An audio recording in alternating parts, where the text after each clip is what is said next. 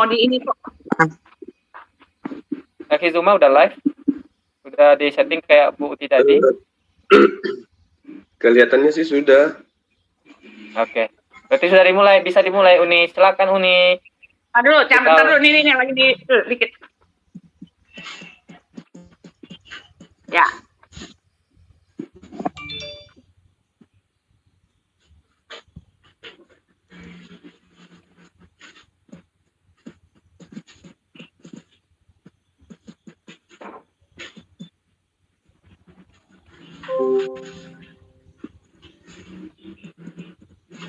Ya, I'm ready.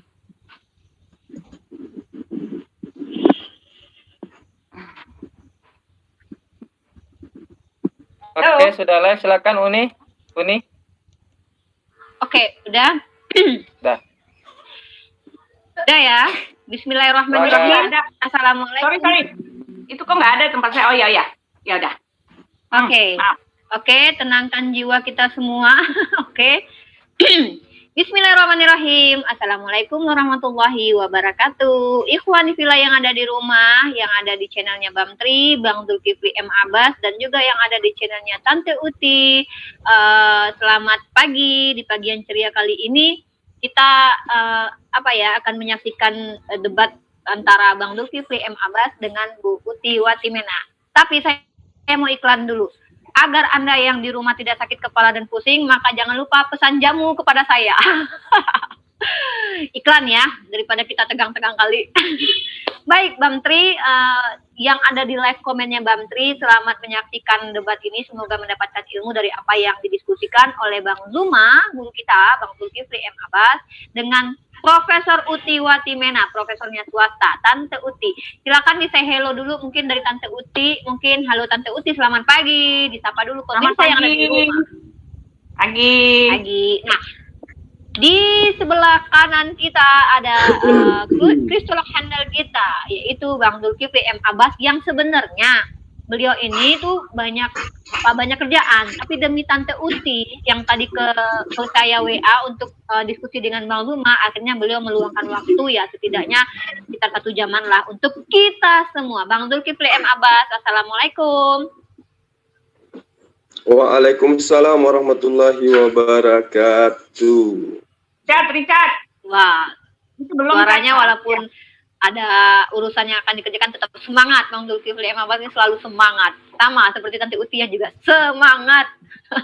Baik, Tante Uti udah mandi pagi ya, Tante Uti ya? Udah, baru Tante mandi. Udah mandi. Cepat-cepat ya, biar segar. Oke, Ikhwani Fillah, biar waktunya nggak buang-buangnya. Saya sebenarnya kalau ini tuh banyak mau bicaranya, tapi ya udah biar waktunya tidak terbuang. Hari ini kita akan mengangkat tema diskusi antara Bang Zulkifli M. Abbas dengan Tante Uti. Temanya adalah siapakah Yesus menurut Yesus. Nah, kita punya waktu sekitar 1 jaman kurang lebih, mungkin nanti dikondisikan ya. 5 menit seperti biasa diskusi kita di Jarah Mu'alaf seperti itu, di Zoom biasa seperti itu, menggunakan waktu 5 menit. Nah, untuk kali ini karena Tante Uti yang menantang Bang Zulkifli M. Abbas melalui saya, dan insya Allah semoga menjadi pembelajaran buat kita, maka saya rasa Tante Uti yang harus opening statement di awal, kemudian baru nanti ditanggapi Bang Zuma. Bagaimana Tante Uti? Setuju? Ya, boleh, ya. Oke. Boleh. Baik, ikhwani fillah yang ada di rumah, yang dirahmati Allah, yang dicintai oleh Allah. Semoga kita semua selalu dijaga akidah kita, ditetapkan Allah sebagai orang-orang yang tidak mati dalam keadaan kafir. Baik, Tante Uti Watimena, silahkan opening statement, gunakan waktu Anda 5 menit mulai dari sekarang. Ya, terima kasih Bapak Juma.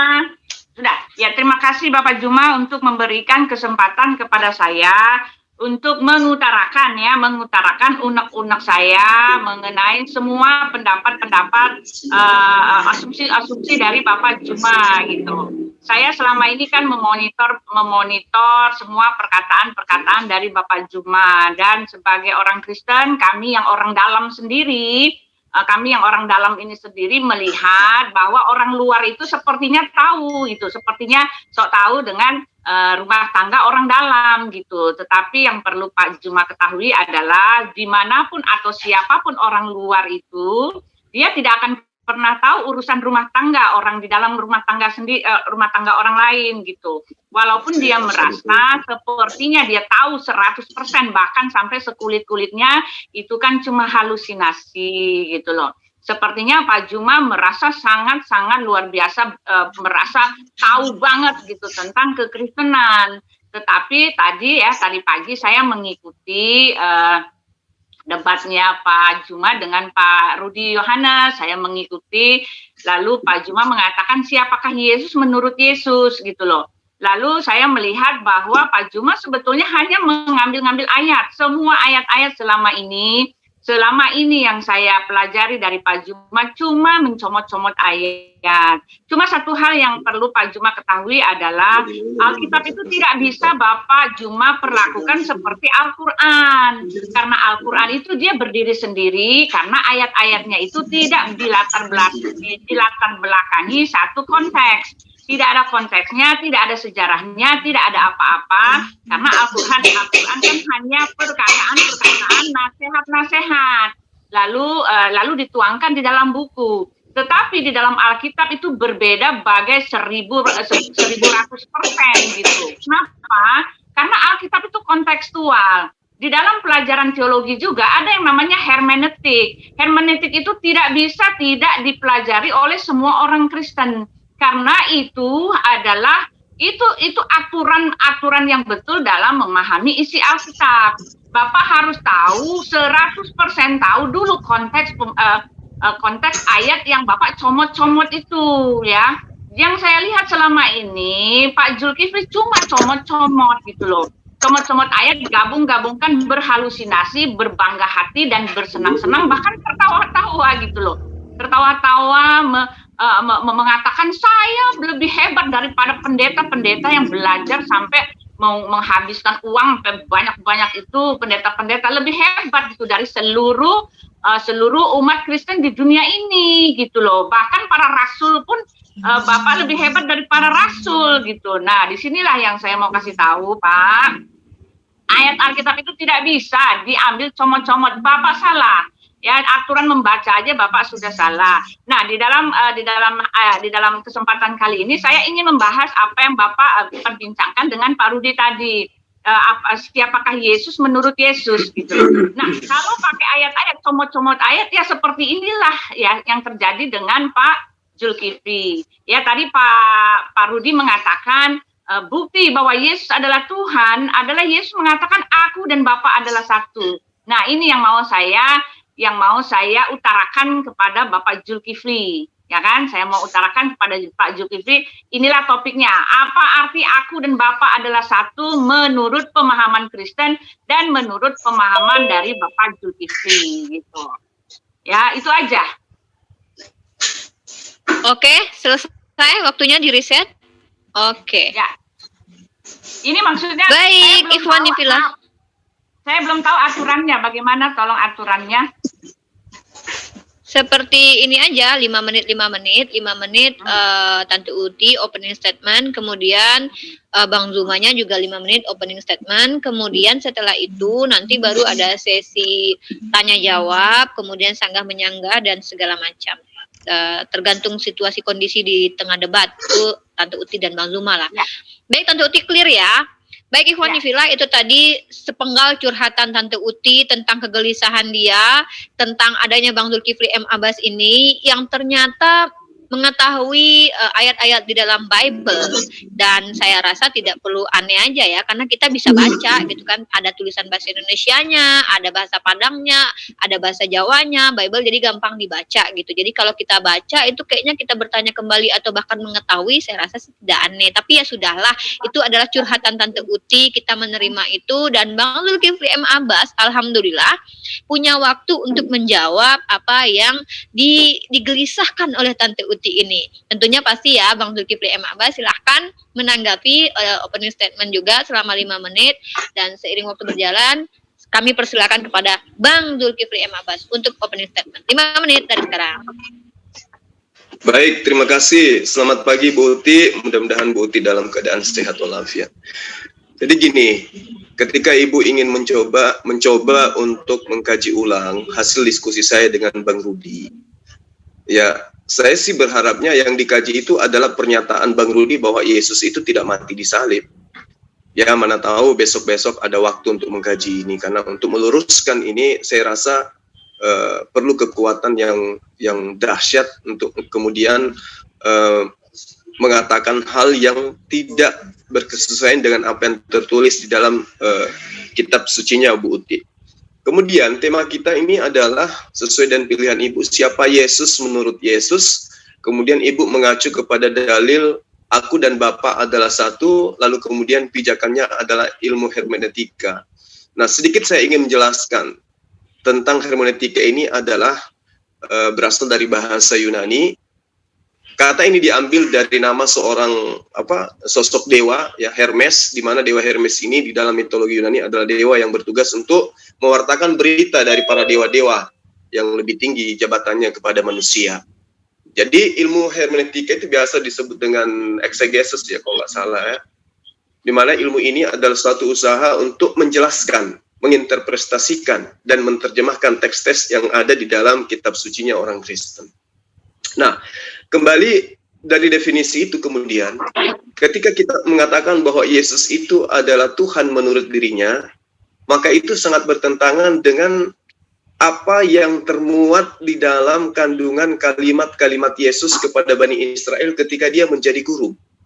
Ibu Uti mengatakan ilmu kekristenan itu pengetahuan tentang gospel. Yang tahu itu adalah kami orang Kristen. Orang luar itu tidak tahu.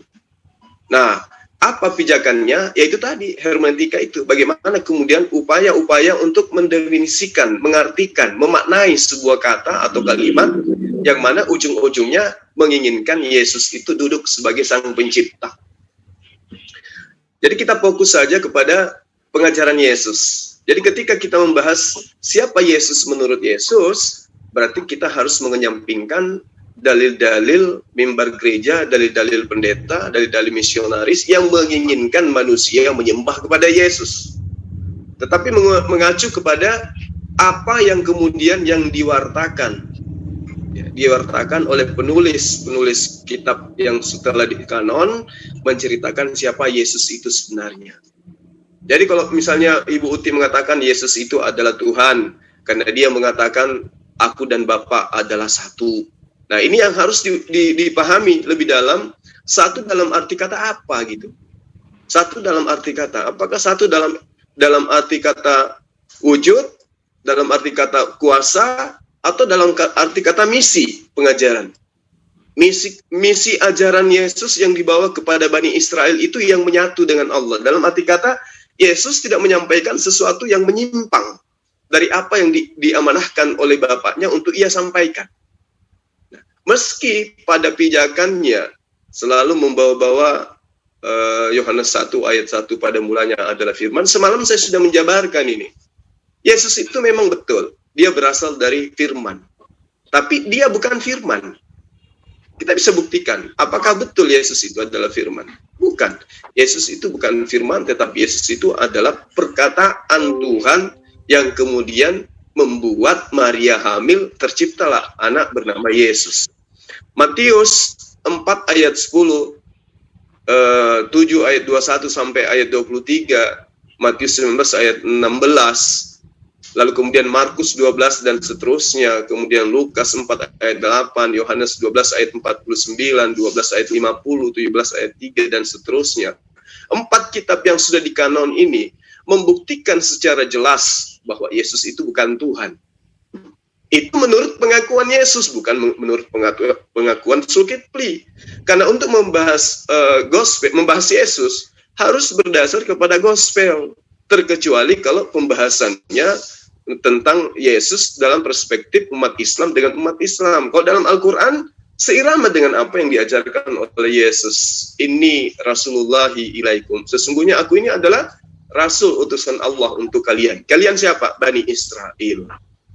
Saya kira begitu, Ibu Uti fokus untuk menjabarkan kepada kita yang ada di sini, siapa Yesus menurut Yesus. Silakan. Ya, terima kasih Bapak Zulkifli. Sekali lagi Bapak Zulkifli masih mengasihi kami.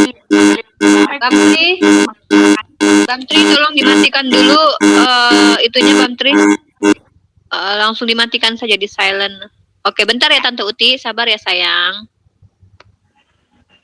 Oke, mudah-mudahan Tante Uti paham apa yang coba dipertanyakan kembali oleh Bang Zulkifli M. Abbas atau diminta ya, kita fokus kepada topik siapa Yesus menurut Yesus agar jangan melebar kemana-mana, biar juga dapat ya poin dari diskusi kali ini, jadi nggak debat kusir gitu ya Tante cantik sayangku, darling. Ya, Rifa, DE. Ya, kapan kita ketemuan Tante Uti? Oke, masih tersisa waktu 1 menit. Baik, silakan Tante Uti ditanggapi. Kita reset waktunya Bang Tri. 1 menit untuk Tante Uti karena Bang Zulm. Waktu Uti untuk bertanya atau gimana, Uni? Oke. Waktu untuk bertanya, oke, menjawab. Kalau menjawab memang 1 menit cukup. 5 menit. 5 menit, berarti menjawab dulu. Bertanya atau dicampur jangan 5 aja. menit. 5 menit bertanya itu maksudnya, paling 1 menit. Ya, jadi Tante Uti manfaatkan aja waktu yang 5 menit ini kalau menurut saya menjawab, kemudian nanti di akhirnya diberikan pertanyaan aja sama Bang Zuma, gimana? Ya, saya jadi menjawab. nggak dipisah aja waktunya. Oke, saya baik. Menjawab 5 menit berarti ya Bang Tri? Ya. 5 menit berarti Bang Tri. Baik, nanti dimanfaatkan waktunya untuk bertanya sekalian, jadi nggak usah dibagi-bagi lagi waktu untuk bertanya. Silakan Tante Uti ditanggapi. Ya, terima kasih Bapak Juma. Nah, ini sekali lagi saya mau berkata kepada Bapak Juma, Bapak tidak tahu itu loh, tidak tahu. Alkitab itu saya mau kasih tahu, Alkitab itu satu paket, Pak. Jadi Bapak bisa tahu arti isi kandungannya itu kalau Bapak sudah baca satu paket. Satu paketnya adalah ketika Elohim itu menciptakan langit dan bumi, itu ada perjalanan sejarahnya, di mana perjalanan sejarahnya itu terang benderang menunjukkan kepada umat manusia bahwa dia memilih bangsa Israel, bahwa dia menjadikan bangsa itu sebagai umat pilihannya untuk bekerja sama dengan dia, menyatakan kasih karya kemuliaannya gitu loh, menyatakan pembebasan, menyatakan pelepasan. Nah, dari situ, dari kitab perjanjian lama itu kita urut lagi sampai kitab perjanjian baru, dan kalau Bapak sudah baca semuanya, tahulah Bapak gitu loh, bahwa Elohim itu memang datang menjadi manusia untuk menyelamatkan, menebus, dan membebaskan umatnya itu dari dosa-dosa mereka. Karena apa? Karena ketika dia menciptakan manusia itu dosa semakin banyak. Allah kami itu digambarkan di dalam kitab kami itu adalah Allah yang pemurka, murkanya itu besar sekali, tetapi dia juga adalah Allah yang kasih ya, Allah yang maha kasih. Di balik murkanya dia ada kasih, dan di dalam murkanya itu dia menghukum semua manusia yang berdosa, tetapi di balik itu dia maha kasih. Dan manusia yang berdosa itu tidak bisa lagi menyelamatkan diri mereka. Lalu dia, karena dia kasih, karena 100% kasihnya itu, makanya dia sendiri mengambil kutuk hukuman itu. Karena semua manusia sudah berdosa dan dia mengambil kutuk hukuman itu. Itu Pak, jadi perjalanan sejarahnya itu, satu paket itu harus Bapak ketahui. Isi rumah tangganya itu harus Bapak ketahui gitu loh. Yesus itu memang datang sebagai manusia, sudah ditulis di dalam Alkitab. Sudah dikasih tahu, bahkan sudah dikasih tahu dengan jelas gitu loh. Di dalam Yesaya 41 ayat 11, yang menjadi penebusmu adalah Allah Israel. Dan cara penebusannya sudah dikasih tahu bahwa dia akan mati, dia akan digiring seperti domba yang dibawa ke pembantaian. Dan dia tidak akan membuka mulutnya, bahkan dia akan seperti penjahat-penjahat, bahkan dia akan dibunuh, dia akan mati, dan dia akan naik lagi. Dan sudah dikasih tahu, Elohim sendiri yang menyatakan bahwa bukan seorang duta, bukan seorang utusan, melainkan dia sendiri, melainkan Elohim sendiri yang menyelamatkan umatnya, yang menebus umatnya dalam kasihnya. Semua dikasih tahu Pak. Di dalam kitab Torah itu yang Ketubim, Neviim itu bercerita tentang penebusan, disosialisasikan dalam sosialisasi bertahun-tahun. Penebusan itu dengan darah anak domba yang cacat, yang tidak cacat, yang bersih, yang tak bernoda. Itu melambangkan dia yang akan datang menjadi penebus. Dan itu terjadi dalam kurun waktu ribuan tahun. Lalu ketika dia datang menjadi manusia, semua orang yang membaca Alkitab itu sudah tahu gitu loh Pak, bahwa dialah itu yang telah dituliskan, yang sudah disosialisasi, yang sudah dinubuatkan. Ketika dia datang menjadi manusia, memang dia datang menjadi manusia. Aku datang bukan untuk melayani dan bukan untuk melayani, tetapi bukan untuk dilayani, melainkan untuk melayani dan memberikan nyawaku menjadi tebusan bagi banyak orang. Jadi Bapak bergadang-gadang di situ. Yesus tidak pernah mengaku dia Tuhan. Dia tidak pernah mengaku dia Tuhan karena Yesus memang datang bukan untuk menjadi Tuhan. Dia datang untuk menjadi penebus dan juru selamat. Bahkan penebusan dan kejuru selamatannya itu disaksikan oleh ribuan mata orang. Dia mati, dia disalib. Bahkan Yesus mengatakan, aku datang bukan untuk meniadakan hukum Taurat, tetapi untuk menggenapinya. Jadi Bapak memang akan ketemukan perkataan-perkataan Yesus sebagai manusia, sebagai penebus dan juru selamat di Alkitab ini. Tanpa Bapak mau melihat latar belakang kedatangannya gitu loh. Ayat-ayat di dalam yang Bapak kasih itu semua ayat-ayat pernyataan Yesus sebagai penebus dan juru selamat gitu loh. Nah sekarang kita bahas satu-satu ya Pak ya. Saya bahas satu-satu. Nah saya bertanya aja satu sama Bapak. Sekarang Bapak kasih tahu saya satu ayat yang menunjukkan bahwa Yesus bukan Tuhan. Itu aja, satu atau tiga lah, 2 ayat. Tadi terlalu banyak jadi saya enggak tulis gitu loh. Ya, tadi yang saya lihat di dalam Matius 4 ayat 10, Matius 7 ayat 21. Terus apa lagi Pak? Markus. Ya, itu pertanyaan saya. Itu Pak. Nanti Bapak kasih tahu. Ya, terima kasih waktunya. Oke, silakan Bang Zuma, itu sekaligus pertanyaan Tante Uti dengan penjabarannya. Yang saya dengar tadi poinnya adalah Tuhan dan Bani Israel bekerja sama, kemudian ada lagi bahwa Yesus datang ke dunia bukan untuk menjadi Tuhan, melainkan untuk menjadi penebus. Sekilas itu yang bisa saya ambil garis besarnya dari pernyataan Tante Uti yang sangat panjang sekali. Baik, Bang Zulkifli M. Abbas, silakan dijawab, kemudian juga nanti boleh disisipi dengan pertanyaan. Silakan Bang Zulkifli M. Abbas. Baik. Jadi ketika kita berbicara mengenai ajaran teman-teman Kristen, kita tidak bisa lepas daripada kitabnya Bani Israel. Karena kitabnya Kristen itu bagian daripada perjanjian lama yang muatannya adalah cocokologi terhadap Tuhan yang ada di dalam kitabnya Bani Israel. Nah, bukti bahwa Yesus itu bukan Tuhan, jelas di dalam Yesaya 9 ayat 6. Di situ disebut Allah yang perkasa, El Gibar. Kemudian dia katakan di dalam Mazmur 90 ayat 1 sampai ayat 3, di situ dikatakan El Elam atau Allah yang kekal. Lalu kemudian Kejadian 16 ayat 13, Tuhan itu maha melihat, El Roy. Lalu dikatakan di dalam Ulangan 26 ayat 19, Tuhan itu El Elyon atau paling tinggi, maha tinggi. Lalu kemudian dikatakan Yesaya 1 ayat 24, Mazmur 46 ayat 7, di situ dikatakan Adonai Sebaot atau Tuhan semesta alam, Tuhan pencipta semesta alam.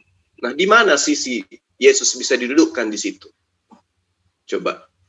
Jadi itu sudah bukti bahwa Yesus itu mustahil dia adalah Tuhan itu sendiri. Karena Yesus bukan pencipta alam semesta. Yesus tidak maha tinggi. Yesus tidak maha melihat. Yesus tidak maha kekal. Yesus tidak maha perkasa.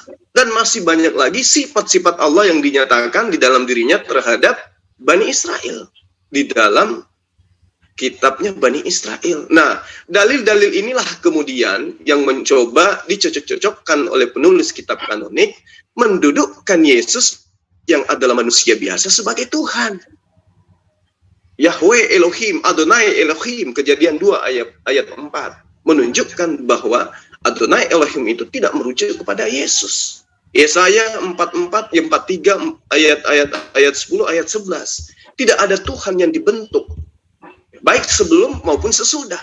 Jadi ketika Allah itu disebut Yahweh Kodesh, Yahweh Shalom, Yahweh Elohim, Adonai Siketu, atau Yahweh Rohi, terus kemudian As-Sabat, As-Sama, itu tidak akan mungkin pernah berubah menjadi sosok yang lemah.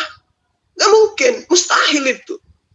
Ya, itu hanya kalau kita ingin mendudukkan Yesus untuk mencocok-cocokkan bahwa Sabat, Yahweh Sama, Adonai Rohi itu datang sebagai manusia, jangankan Yesus, ini udah sering saya bilang, Tukul pun bisa. Tukul bisa menjadi Tuhan menggantikan Adonai Sabat. pencipta alam semesta. Jika kita menggunakan asumsi belaka. Itu. Orang Kristen boleh ngaku Yesus itu adalah Adonai itu sendiri yang datang dalam rupa manusia. Bisa. Ya, orang Hindu juga bisa kalau kitabnya mereka disandingkan dengan kitabnya Bani Israel. Oh, yang diterangkan di dalam kitabnya Bani Israel itu adalah Sang Buddha yang datang dalam rupa manusia. Orang Hindu juga bisa. Oh, Sang Maha Pencipta itu yang orang Israel sebut sebagai Adonai, Ahad, itu adalah Krishna yang datang dalam rupa manusia. Diterangkan di dalam kitab kami seperti ini bisa, sangat bisa. Kenapa tidak? Tapi apakah benar seperti itu? Tanya kepada sang pemilik kitab yang lebih pertama, yang mengetahui kitab secara original teks. Nah, kembali kepada Yesus. Setelah Yesus kita imani, baik Muslim maupun Kristen, dia itu adalah utusan Tuhan. Siapa kemudian Yesus menurut Yesus setelah dia ada di muka bumi? Yohanes 8 ayat 17 ayat 18. Aku dan Bapa adalah dua pribadi yang berbeda. Yohanes 17 ayat 3, Yesus tidak pernah menyebut dirinya Allah. Bahkan dia menyebut Allah sebagai satu-satunya Allah yang benar. Tidak ada yang lain. Jadi mau kayak mana lagi coba? Kalau dikatakan bahwa Yesus itu adalah Tuhan, itu asumsinya orang Kristen. Aku dan Bapa adalah satu. Satu apa? Satu apa? Nah, bagaimana dengan Allah di dalam Islam? Disebutlah Al-Muwassir, Al-Ghaffar, Al-Qahhar, Al-Wahhab, Ar-Razzaq, di mana semua itu adalah Maha Perkasa, Maha Pencipta, dan lain sebagainya. Sama ketika Allah memperkenalkan diri kepada Bani Israel. Nah, sekarang pertanyaan saya, ketika Yesus mengatakan, aku tidak dapat berbuat apa-apa dari diriku sendiri. Aku dan ku itu merujuk kepada dirinya, pribadinya Yesus, hakikatnya Yesus. Nah, kalau Yesus itu adalah Allah itu sendiri, Adonai itu sendiri, berarti ku dan aku itu adalah esensi yang tidak mampu berbuat apa-apa dari dirinya sendiri. Benarkah demikian? Lalu mana Yahweh Elohim? Mana Yahweh Rohi? Mana Adonai Sama dan seterusnya? Terima kasih. Habis Pak. Oh ya, sorry saya ini. Waktunya banyak ketiduran. Tapi pertanyaannya belum ini kepada Tante Uti. Ya enggak, saya lagi ngambil buku, maksudnya biar poinnya dapet. Saya nggak mau kalau di situ nggak ada ilmunya. Jadi tunggu pertanyaannya tadi Bang Duma belum Tante. Kita kasih kesempatan bertanya satu kali pertanyaan, walaupun waktunya habis, nggak apa-apa lah ya. Pertanyaannya Bang Duma kepada Tante Uti. Pertanyaannya, ketika Yesus itu diakui sebagai Tuhan itu sendiri, lalu kemudian Yesus mengatakan, aku tidak dapat berbuat apa-apa dari diriku sendiri. Di situ ada aku, di situ ada ku yang merujuk pada siapapun Yesus. Latar belakang apapun, hakikatnya Yesus apapun, Yesus dengan jujur mengatakan, aku tidak dapat berbuat apa-apa dari diriku sendiri. Lalu kemana perginya Adonai Sabaoth, Adonai Sama, Adonai Rohi, Adonai Sekidu, Adonai Elohim, Adonai Shalom, ya, Adonai Mahkades, yang merujuk kepada esensi pribadi Sang Pencipta itu yang mengatakan di antaranya, akulah Sang Pencipta alam semesta, aku berkuasa atas segala sesuatu. Lalu Yesus, aku tidak dapat berbuat apa-apa dari diriku sendiri. Mana bukti daripada Yesus itu adalah Yahweh itu sendiri? Silakan. Oke, Tante Uti, bisa dipahami pertanyaan Bang Duma. Pertanyaannya adalah, kalau saya boleh, bisa ya? Paham? Oke, tidak perlu saya bantu lagi kalau begitu. Silakan Tante Uti ditanggapi 5 menit dari sekarang. Ya, terima kasih Pak Juma. Nah, dari sini, dari pernyataan Pak Juma ini kelihatan sekali, sangat-sangat kelihatan Bapak memang tidak mengerti konteks dari setiap ayat yang Bapak baca, gitu loh. Bapak sama sekali, saya sudah mengatakan, Yesus datang sebagai manusia, mati di kayu salib, menebus dosa umat manusia, lalu Yesus mengatakan percayalah kepada aku, gitu kan. Barang siapa percaya kepada Yesus itu tidak binasa, melainkan memperoleh hidup yang kekal. Jadi kedatangan Yesus itu memang datang sebagai anak manusia yang mati di kayu salib, menebus, menyelamatkan umatnya dari segala kuasa dosa. Itulah kebesaran, itulah bukti bahwa Allah itu maha kasih ya. Di antara kebesaran Allah, Allah yang maha kasih, Allah yang maha tinggi, Allah yang maha kuasa, Allah yang maha kudus, disebut situ maha kasih. Oleh sebab itu dibuktikan segala perkataan Elohim itu ada buktinya, ada faktanya. Elohim mengatakan begitu besar kasih Allah ya. Yesus mengatakan di dalam Yohanes 3 ayat 16, begitu besar kasih Allah akan dunia ini sehingga dia menyerahkan anaknya yang tunggal, ya, mengaruniakan anaknya yang tunggal supaya barang siapa yang percaya kepadanya tidak binasa melainkan beroleh hidup yang kekal. Jadi kedatangan Yesus itu memang menunjukkan bahwa Elohim atau Yahweh Hashem yang Bapak bilang itu adalah Allah yang kasih dengan cara dia menebus, menyelamatkan. Di dalam Yesaya juga dikatakan, akulah yang menebus kamu, akulah yang menyelamatkan kamu oleh karena kasihnya. Yesaya 63 dengan ayat 9 menyatakan bukan seorang duta, bukan seorang utusan, melainkan dia sendirilah yang menyelamatkan, menebus umatnya dalam kasihnya. Ini pembuktian Allah yang besar dalam hal kekasihannya, dalam hal kemuliaan kasihnya yang tidak bisa dipikirkan oleh manusia. Dan ini juga adalah bukti bahwa dia adalah Allah yang tidak ada yang lain seperti dirinya. Di dalam Yesaya 43 yang Bapak bilang itu, ya, selain aku tidak ada yang dibentuk, selain daripada aku tidak ada Allah lain. Itulah maksudnya, Pak. Allah yang penebus dan juru selamat. Allah yang menebus umatnya dalam kasihnya yang besar itu, gitu loh. Dan tidak ada yang lain selain dia. Ya kalau kita mau baca ya, tapi takut waktunya habis ya, karena saya mau kasih poin-poinnya aja ya. Itulah dia, di situ dimaksudkan jelas Bapak semua, Pak, semua jelas, semua Bapak cuma comot-comot gitu loh. Yesaya 43 itu berkata tidak ada yang lain selain aku, selain Allah yang lain. Sebelum aku, setelah aku yang dibentuk, itu kan jelas, baca ayatnya dengan jelas, dengan menyimak ya, konteksnya itu tidak ada Allah lain yang di lain dia, yang menjadi penebus, yang juru selamat, yang mengasihi umatnya, yang mati di kayu salib, yang menjadi penebus, menghapus seluruh dosa umat manusia dalam kasihnya. Itu bukti kuasa kasihnya itu, gitu loh. Nah, ketika Yesus datang menjadi manusia, ketika dia itu menjadi manusia, dia menjadi anak manusia. Bahkan itu sudah dinubuatkan oleh Daniel. Raja Daniel itu ratusan tahun sebelumnya, dia itu akan menjadi anak manusia, tetapi yang punya kerajaan yang kekal. Allah sendiri yang datang menjadi anak manusia itu. Lalu ketika dia datang menjadi manusia, kenapa Bapak bingung dengan perkataan-perkataannya sebagai manusia? Kami ini tahu dia Tuhan karena Alkitab sudah menubuatkan dan dia membuktikannya. Lalu ketika Yesus mengatakan, aku tidak bisa berbuat apa-apa dari diriku sendiri, itu jelas di dalam konteksnya itu adalah perkataannya sebagai anak manusia. Sebagai manusia dia tidak bisa berbuat apa-apa. Tetapi Yesus jelas mengatakan, apa yang kukatakan kepadamu, apa yang kukatakan tidak aku katakan dari diriku sendiri. Melainkan Bapa yang diam di dalam diriku, dialah yang melakukan pekerjaannya. Walaupun Yesus mengatakan dia tidak bisa melakukan apa-apa, tetapi Yesus mengatakan, kalau kamu tidak percaya bahwa akulah dia, setidak-tidaknya lihatlah akan pekerjaan-pekerjaan itu sendiri. Kuasa-kuasa ketuhanan yang dia lakukan itu. Yesus mengatakan bahwa kamu akan mati dalam dosamu kalau kamu tidak percaya bahwa akulah dia, akulah Allah itu sendiri. Aku dan Bapa adalah satu karena Yesus itu mengaku akulah dia. Bukan satu dalam hal kesatuan. Ketika Yesus mengatakan aku tidak bisa berbuat apa-apa dari diriku sendiri, coba kita lihat ayatnya Pak, konteksnya saya lihat, ya kita baca. Di situ mengatakan dia berkata-kata dalam kapasitasnya sebagai anak manusia, anak Allah. Di situ kan, di situ dikatakan ya, kesaksian Yesus tentang dirinya. Maka Yesus menjawab mereka, katanya, aku berkata kepadamu sesungguhnya anak tidak dapat mengerjakan sesuatu dari dirinya sendiri, jikalau tidak melihat Bapa mengerjakannya. Sebab apa yang dikerjakan Bapa itu juga dikerjakan anak. Oke, terima kasih. Time is over. Alarm berbunyi.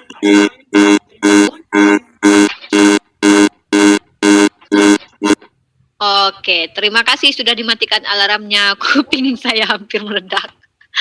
Oke, begitulah Tante Uti dengan cetar membahana, menjelaskan, menginjili seluruh makhluk pada hari ini. Dan supaya tadi dengan suaranya yang lantang tidak sakit tenggorokannya, Tante Uti jangan lupa pesan jamu anti kejang kepada saya. Boleh kalau untuk Ya, Tante Ibu. Uti saya diskon 20%. Hai. Baik, Ikhwan yang ada di rumah, jangan udah buat Tante nanti ini aja kita bicarakan di belakang. Oke, Ikhwan yang ada di rumah, Jangan lupa untuk selalu berkomentar yang baik, karena apa? Ingat di dalam surah Yasin Allah katakan Allah akan menghisap kita dari jejak-jejak yang kita tinggalkan.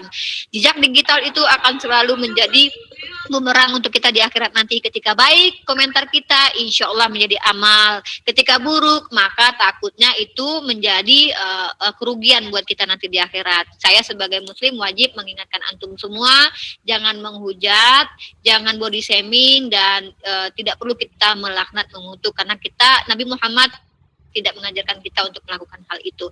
Baik, ikhwani fillah yang ada di rumah, itu penjelasan Tante Uti. Mudah-mudahan Bang Zulkifli M. Abbas bisa menangkap apa saja argumentasi dari Tante Uti. Dan silakan Bang Zulkifli M. Abbas untuk menanggapi kembali apa yang sudah disampaikan oleh Tante Uti. 5 menit dari sekarang. Baik.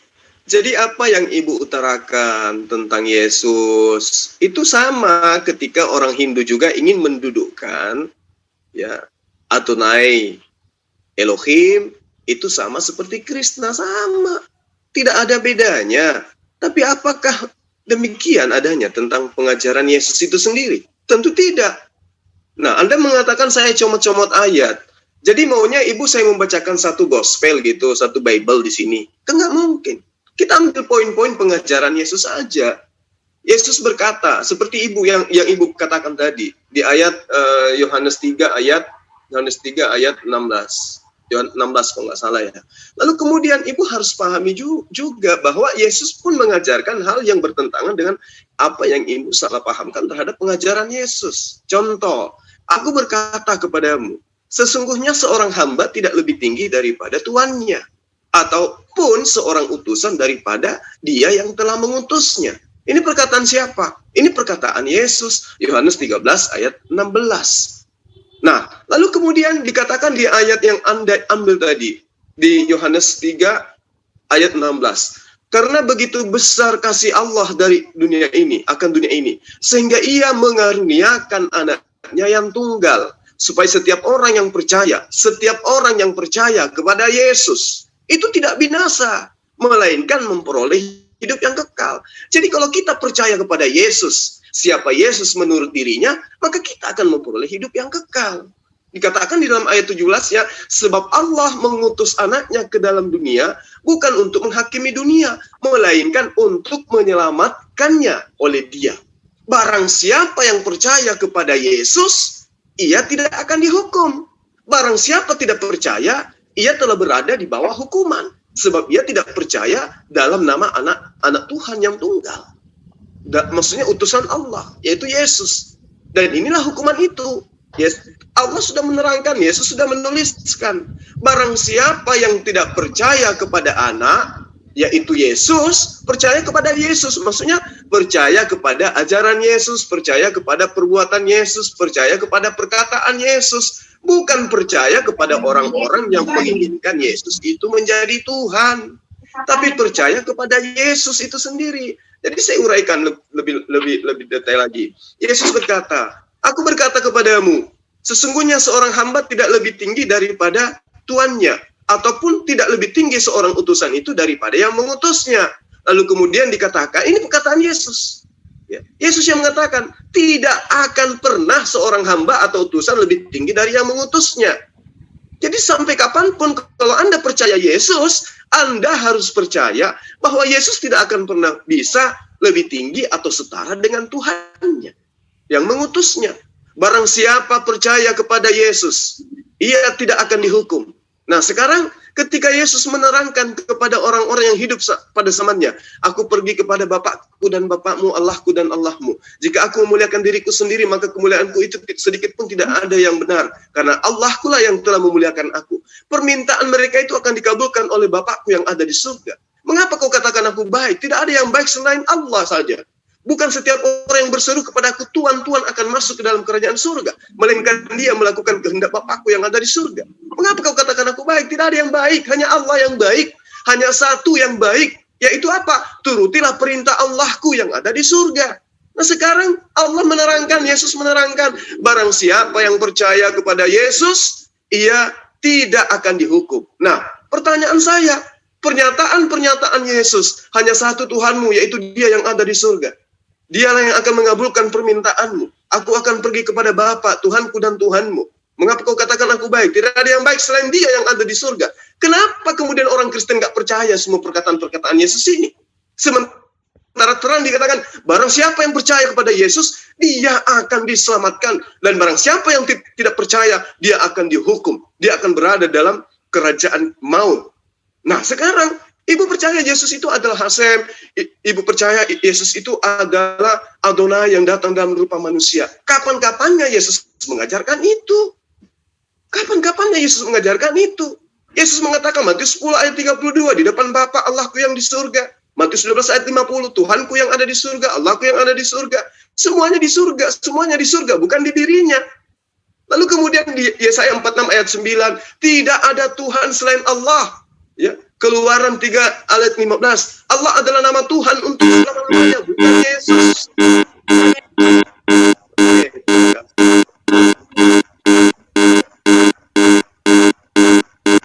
Oke, terima kasih Bang Zulkifli M. Abbas. Satu kali lagi ya, saling menanggapi menuju ke closing statement. Baik, poin yang bisa kita tangkap dari pernyataan Bang Zuma adalah percaya kepada Yesus dalam arti apa yang diajarkan Yesus, apa yang dinyatakan Yesus, itu maksudnya percaya. Kalau dari perspektif Bang Zulkifli M. Abbas mewakili dari Muslim. Dan Tante Uti silakan menanggapi kembali, dan mungkin saya akan menangkap poin apa yang disampaikan Tante Uti nanti, agar kita di rumah juga mendapatkan ilmu dari diskusi kali ini, dan tidak terlalu begitu saja waktu tanpa mendapatkan ilmu. Silakan Tante Uti 5 menit, dan nanti setelah ini langsung closing statement. Benar ya Bang Tri ya, kita langsung closing statement saja. Silakan Tante Uti menanggapi 5 menit dari sekarang. Ya, begini ya Pak Zulkifli, jelas, sama sekali jelas ya. Saya mau kasih tahu ya, penyelewengan atau maksudnya kesalahpahaman atau pencocokan ayat yang Pak Zulkifli lakukan. Saya akan buka ayatnya satu persatu ya Pak ya. Saya akan buka ayat satu persatu, sama sekali tidak mendukung apa yang Pak Zulkifli opinikan itu. Sama sekali tidak mendukung ya. Di dalam Yesaya 43 yang mengatakan selain daripada aku tidak ada Allah yang dibentuk. Ini Bapak tahu, baca di bawah keduanya ya. Ya, akulah Tuhan dan tidak ada juru selamat selain daripadaku. Ayat 10-nya, kamu inilah saksi-saksiku, demikian firman Tuhan hambaku yang telah kupilih, supaya kamu tahu dan percaya kepadaku dan mengerti bahwa aku tetap Dia. Dia di situ ada YHWH. Yesus mengatakan akulah Dia. Ya, jadi itu ya. Lalu di situ dikatakan, dan sebelum aku tidak ada Allah dibentuk, dan sesudah aku tidak akan ada Allah lagi. Bapak melupakan atau menghilangkan ayat selanjutnya. Akulah yang memberitahukan, menyelamatkan, dan mengabarkan. Dan bukanlah Allah asing yang ada di antaramu. Kamulah saksi-saksiku, demikianlah firman Tuhan. Dan akulah Allah. Selain Yesus yang penyelamat, yang menyelamatkan, yang memberitahukan, yang menubuatkan, yang memberitahukan, menyelamatkan, menubuatkan, itu selain Dia tidak ada yang dibentuk, sesudah Dia tidak ada yang dibentuk. Jelas di dalam ayat Yesaya ini mengatakan akulah penebusmu, akulah juru selamatmu. Itu maksudnya. Tidak ada Allah lain selain penebus dan juru selamat. Lalu saya mau bongkar lagi semua pernyataan Bapak Zulkifli yang mengatakan aku akan pergi kepada Bapa gitu kan. Pak Zulkifli mengatakan Yesus itu punya Tuhan. Dia kepada Allahku dan Allahmu, kepada Tuhanku dan Tuhanmu. Tidak, Yesus tidak mengatakan kepada Tuhanku, Tuhanmu. Yesus mengatakan, pergilah. Dia mengatakan kepada Maria Magdalena untuk mengatakan hal seperti itu, bahwa Yesus akan pergi kepada bapaknya Maria Magdalena, kepada bapaknya saudara-saudara Yesus, kepada Allahnya Maria Magdalena, kepada Allahnya saudara-saudara Yesus. Itu maksudnya, itu harus dibicarakan, harus diomongin kepada Maria Magdalena untuk saudara-saudara Maria. Karena pergi kepada Bapa itu tidak bisa Bapak bilang bahwa itu bukan Tuhan. Karena Yesus sudah mengasih tahu di dalam Yohanes 14, pergi kepada Bapa, aku akan pergi ke sana untuk menyediakan tempat bagimu, supaya di mana kamu berada, aku pun berada. Bagaimana Bapak bisa mengatakan Dia hanya utusan, sedangkan Dia berkuasa menyediakan tempat buat kami di sorga itu. Itu bukti bahwa Dia bukan manusia biasa. Lalu ketika Bapak mengatakan lagi di Yohanes 17 ayat 3, inilah hidup yang kekal itu, bahwa mereka mengenal Engkau satu-satunya Allah yang benar. Jelas itu Bapak cuma comot ayat. Karena di dalam ayatnya yang kedua dikatakan dengan jelas. Itu perkataan Yesus untuk untuk murid-muridnya. Hidup yang kekal itu mereka harus kenal Elohim satu-satunya yang benar, bukan satu-satunya tauhid. Itu berkata di antara Allah-Allah yang mengaku benar bahwa Elohimlah satu-satunya yang benar. Yohanes mencatat bahwa Yesus mengatakan, inilah hidup yang kekal itu, bahwa mereka mengenal Engkau satu-satunya Allah yang benar, dan satu lagi, dan mengenal Yesus Kristus yang telah Engkau utus. Dua-duanya pemberi hidup yang kekal. Allah yang benar itu dan Yesus Kristus yang diutus itu. Karena ayat 2-nya jelas mengatakan Bapa pura-pura nggak lihat ayat yang kedua. Ayat kedua mengatakan pemberi hidup yang kekal itu adalah Yesus sendiri, yang utusan itu sendiri ya. Soal comot-comot ayatnya sini ya. Ya, pemberi hidup yang kekal itu dikatakan di situ. Sama seperti Engkau telah memberikan kepadanya kuasa atas segala yang hidup, demikian pula Ia atau Yesus akan memberikan hidup yang kekal kepada semua yang telah Engkau berikan kepadanya. Dua-duanya pemberi hidup yang kekal. Makanya ayat ketiga, pemberi hidup yang kekal itu adalah Elohim yang benar itu dan utusannya dan jelmaannya itu. Karena apa? Karena di ayat 5-nya jelas mengatakan bahwa Yesus yang utusan itu dikatakan di situ, Bapa permuliakan aku padamu sendiri dengan kemuliaan yang kumiliki di hadiratmu sebelum dunia ada. Dia memiliki kemuliaan sebagai Allah Bapa. Hadirat itu artinya keberadaannya sebagai Allah Bapa sebelum dia datang menjadi utusan. Dan ketika Yesus mengatakan aku tidak bisa berbuat apa-apa, itu perkataannya sebagai anak manusia yang tunduk kepada Bapanya. Bahkan itu sudah dinubuatkan bahwa dia akan tunduk, akan takut kepada Bapanya. Dan satu hal yang perlu Pak Juma ketahui adalah bahwa Yesus mengatakan aku bersyukur kepadamu Bapa, Tuhan langit dan bumi. Itu kan konteksnya lain lagi. Dia bersyukur kepada Bapanya yang adalah Tuhan langit dan bumi, bukan Tuhan untuk dia. Untuk Yesus sendiri, Yesus itu menyebut Allah itu Bapanya. Dia tidak pernah menyebut Allah itu Allah. Yesus itu adalah anaknya, bukan umatnya, bukan ciptaannya, gitu loh. Nah, sekarang saya mau masuk. Oke, terima kasih. Time is over. Nanti, Bang Tri, tolong. Oke, terima kasih kepada Tante Uti dan Bang Tri yang sudah menggetarkan kuping saya. Oke, Ikhwani bilang, ini Bang Zulkifli mungkin takutnya tidak bisa menangkap poin-poin dari Tante Uti. Saya akan cobakan sebagai moderator yang baik, karena kita harus mendapatkan poin. Pertama, ada 8 poin ya Bang Juma. Yang pertama adalah, Tante Uti mengutip Yesaya 43 bahwa dengan kata-kata bahwa Elohim adalah juru selamat, maka Yesus adalah Elohim dengan kata-kata ini, karena hanya Yesus jadi juru selamat. Kemudian Tante Uti juga mengutip kata-kata akulah dia. Ketika Elohim berkata akulah dia, maka ternyata Yesus berkata akulah dia di dalam perjanjian baru. Maka dengan begitu adalah Yesus Tuhan.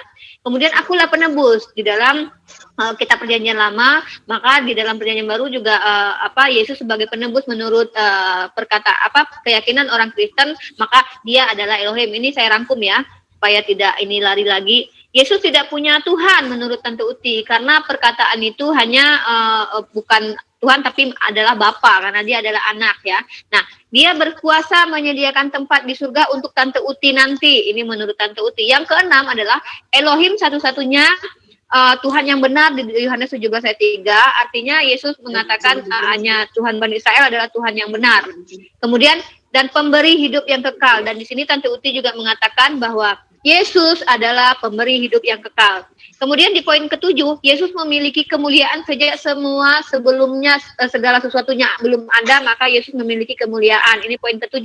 Poin ke-8, pernyataan Yesus sebagai waktu dia bersyukur, waktu dia itu bukan dia bertuhan, tetapi dia menunjukkan sisi manusianya yang tunduk kepada Bapaknya. Ini menurut Tante Uti yang saya rangkum menjadi 8 poin, dan mudah-mudahan Bang Zulkifli bisa mungkin tidak dengan waktu ya, tidak tapi rangkumkan saja semua tanggapan jawaban untuk Tante Uti Watimena.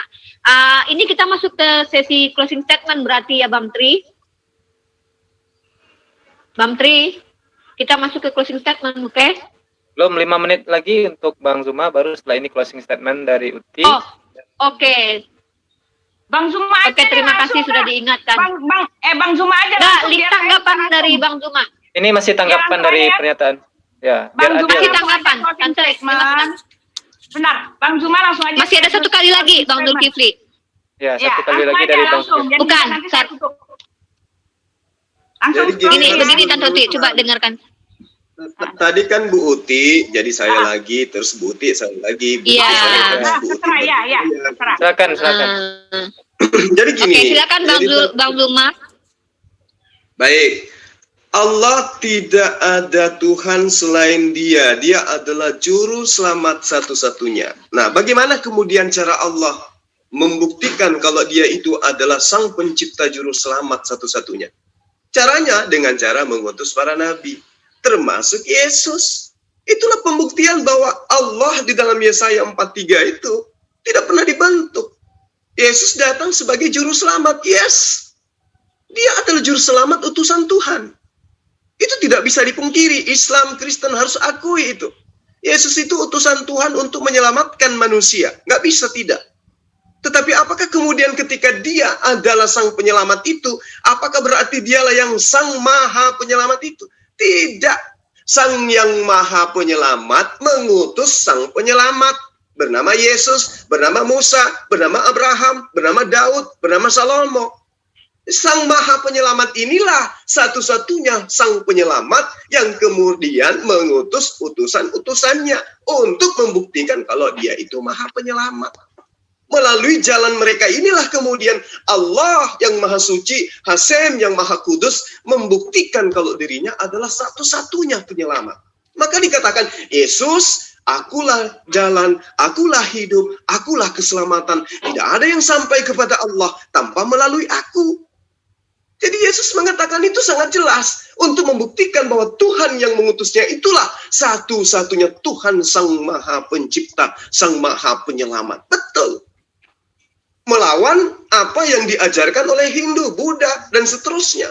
Bahwa Tuhan mereka lah sang penyelamat. Bukan.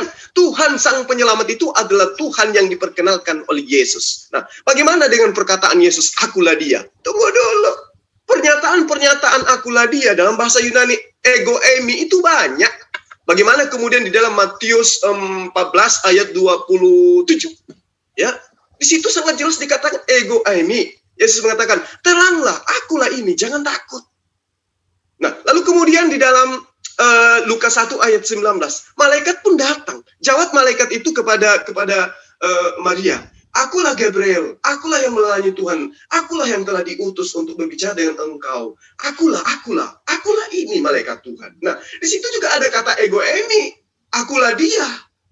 Jadi tidak ada kata makna daripada ego eimi itu berarti ego eimi itu Tuhan yang sang maha pencipta yang adalah Hasem itu, yang adalah Adonai itu, bukan. Karena kenapa? Di dalam Kisah Para Rasul 9 ayat 5, Paulus juga mengaku, ya, ego eimi, akulah dia. Jadi tidak ada yang istimewa ketika Yesus mengatakan ego eimi. Tidak ada yang istimewa. Di dalam Yohanes 8 ayat 27, sang Bapa telah mengutus sang anak yang diterangkan di dalam Yohanes 8 ayat 18 ayat 29. Jadi jelas apa yang diterangkan oleh Bu Uti itu betul. Bahwa Yesus itu adalah juru selamat, tapi bukan sang maha penyelamat. Dia juru selamat bagi Bani Israel. Siapa yang percaya kepada Yesus, maka dia akan diselamatkan dan sampai kepada Bapa. Makanya dikatakan, yang saya terangkan tadi, aku berkata kepadamu, kata Yesus, tidak ada yang aku berkata kepadamu, sesungguhnya seorang hamba, aku ini hamba.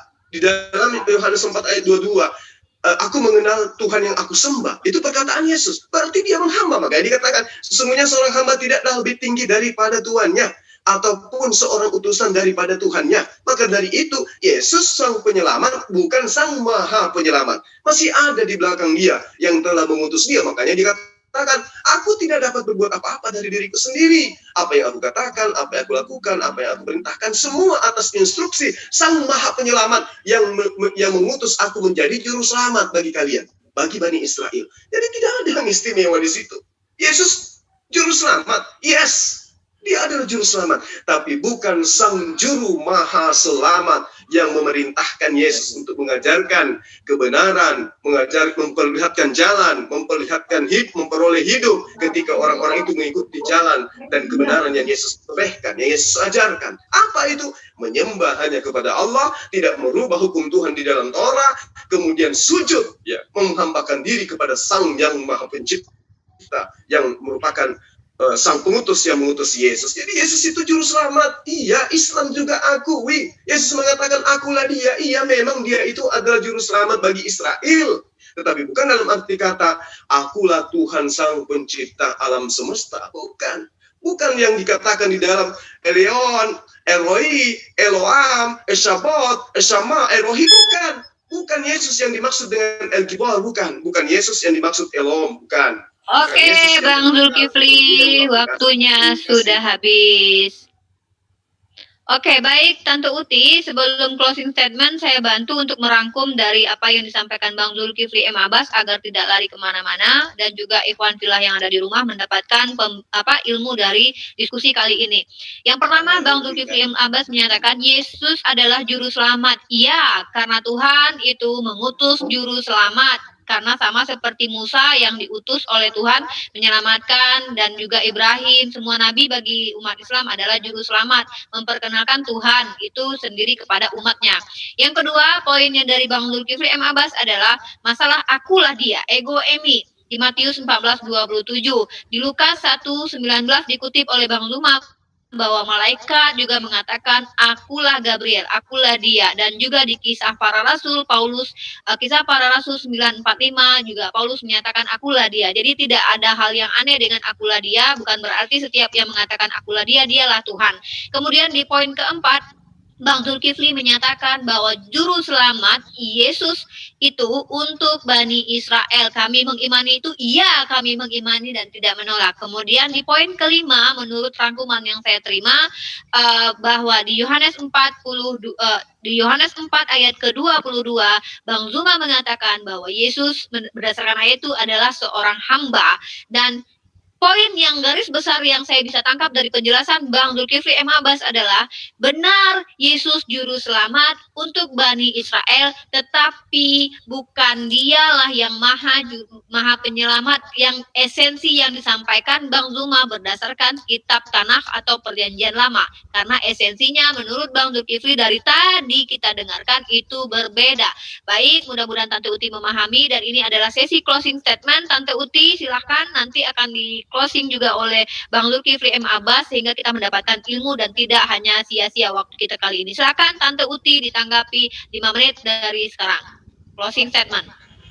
Ya, terima kasih Pak Zulkifli. Nah, satu lagi kesalahan besar dari Bapak Zulkifli Abbas, Mr. Zuma, ya kan? Pak Zulkifli, Bapak mengatakan bahwa Yesus adalah, ya betul, dia adalah juru selamat, tetapi dia bukan penyelamat. Oh maaf, dari kata itu saja Bapak Zulkifli tidak tahu apa artinya juru selamat. Juru selamat itu artinya dialah yang memberi keselamatan itu. Tidak bisa Bapak mengatakan juru selamat, dia memang juru selamat, tetapi bukan dia. Itu adalah halusinasi dari Bapak Zulkifli sendiri. Juru selamat itu artinya dialah pemberi keselamatan itu. Dan rasul-rasul mengatakan dengan jelas, dikatakan di sini. Di dalam kisah para rasul, berapa kisah para rasul 4 ya, dikatakan dengan jelas di situ. Ya, dan keselamatan tidak ada di dalam dia, siapapun juga selain di dalam dia, yaitu Yesus. Sebab di bawah kolong langit ini tidak ada nama lain yang diberikan kepada manusia yang olehnya kita dapat diselamatkan. Juru selamat itu artinya dia yang memberi keselamatan. Juru selamat itu artinya dialah yang memberi keselamatan dengan mati di salib menjadi penebus dan juru selamat. Oleh sebab itu Yesus Elohim mengatakan, akulah juru selamatmu, akulah penebusmu. Dari kata juru selamat aja Pak Zulkifli tidak bisa mengatakan bahwa dia memang juru selamat, tetapi dia bukan pemberi keselamatan itu. Itu namanya ngaco, tidak sesuai dengan tatanan bahasa gitu loh. Juru makan itu artinya dia yang memberi makan. Juru mudi itu artinya dialah yang mengemudi. Juru ketik itu artinya dialah yang mengetik. Juru selamat itu artinya dialah yang menyelamatkan. Dan ketika Yesus mengatakan aku dan Bapa itu adalah satu dalam hakikat. Ketika Yesus mengatakan bahwa dan aku memberikan hidup yang kekal kepada mereka, dan mereka pasti tidak akan binasa sampai selama-lamanya. Tak seorang pun merebut mereka dari tanganku, ya. Bapakku yang memberikan mereka kepadaku lebih besar daripada siapapun. Tak seorang pun merebut mereka dari tangan Bapa. Itu dia. Aku dan Bapa adalah satu. Satu dalam kuasa ilahi. Satu dalam otoritas sebagai ketuhanan. Tidak ada manusia yang berkuasa memberikan hidup yang kekal kepada dunia ini selain daripada Dia sendiri, yaitu Allah. Tidak ada nama lain yang dimana orang bisa selamat selain daripada Yesus Kristus itu sendiri, yang adalah juru selamat itu sendiri. Ya, ketika Bapak mengatakan, oh itu satu, bukan arti satu satu secara real. Oh tidak, Yesus mengatakan aku dan Bapa itu adalah satu karena dia berkuasa memberikan hidup yang kekal. Ketika Yesus mengatakan aku tidak bisa berbuat apa-apa, tetapi ayat itu konteksnya adalah bahwa Bapa tidak menghakimi siapapun, melainkan telah memberikan penghakiman itu seluruhnya kepada anak. Jadi ketika Bapak mengatakan bahwa Yesus mengaku dia tidak bisa berbuat apa-apa, Bapak harus lihat konteksnya. Konteksnya di situ jelas mengatakan apa yang dilakukan oleh Bapak, aku lakukan. Apa yang dipunyai oleh Bapak itu adalah milikku. Kuasa, otoritas, ketinggian Allah itu adalah milikku gitu loh. Di dalam Yohanes 5 itu baca ayatnya 9 dari awal Pak. Itu Bapak akan mengerti konteksnya yang benar gitu loh. Jadi semua ayat-ayat yang Bapak kasih ke saya tuh mentah semua. Nggak bisa dipakai untuk menunjukkan bahwa Yesus bukan Tuhan. Lalu ketika Bapak di situ mengatakan Yesus tidak juru selamat, tetapi dia hanya juru selamat bagi bangsa Israel. Lagi-lagi di sini cuma konteks, cuma comot ayat ya.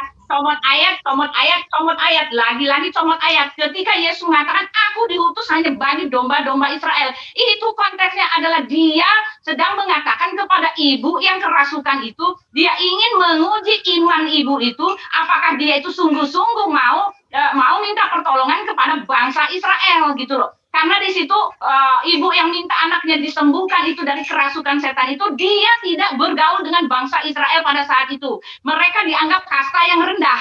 Dan Yesus ingin menguji iman perempuan itu. Ketika itu Yesus mengatakan, aku diutus untuk hanya bagi bangsa Israel itu adalah, aku ini cuma untuk bangsaku, bukan untuk bangsamu. Yang dimana kami dengan kamu itu tidak bersahabat gitu loh. Itu konteksnya pada masa itu. Tetapi ibu itu mengatakan, benar Tuhan, bahkan anjing itu juga memakan remah-remah dari tuannya. Lalu Yesus mengatakan besar imanmu ibu gitu loh. Jadi semua ayat-ayat kalau ada waktunya saya akan kupas semua bahwa semuanya ngaco Pak. Ngawur sengawur-ngawurnya. Tidak ada yang benar yang Bapak pakai itu. Yesus adalah Tuhan dengan apa? Yesus mengatakan dan anak manusia itu akan datang di awan-awan.